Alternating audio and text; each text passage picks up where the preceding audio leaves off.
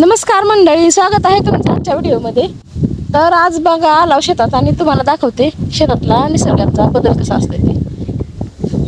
तर मंडळी बघा, तुम्हाला मी ज्वारी काढतानाचे पण व्हिडिओ करून टाकलेले आहेत. त्यावेळेस वातावरण बघायचं होतं, चौकड ज्वारी वाढी पांढरी शुभ्र चौकड वातावरण सगळं पांढरं शुभ्र होतं.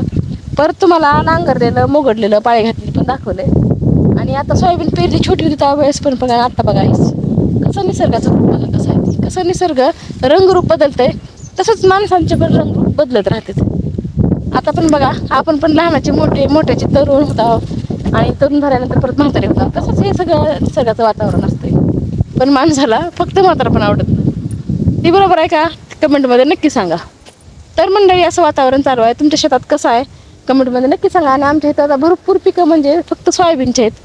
आणि त्यांना शेती जास्त कारण ऊस बीज पण आहे, पण आमच्याकडे जास्त पीक असतं ते सोयाबीनचे आहेत. तुमच्या इथं कुठलं पीक घेतलं जातं हे कमेंटमध्ये. तर चला मग पुन्हा भेटू पुढील व्हिडिओमध्ये. तोपर्यंत श्री स्वामी.